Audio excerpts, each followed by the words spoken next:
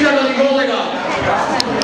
Buonasera a tutti, grazie. Innanzitutto direi che i nostri consiglieri regionali, il nostro governatore, il segretario nazionale, il segretario provinciale, tutti meritano un grande applauso perché stanno facendo più che forza in questi giorni. Quindi grazie.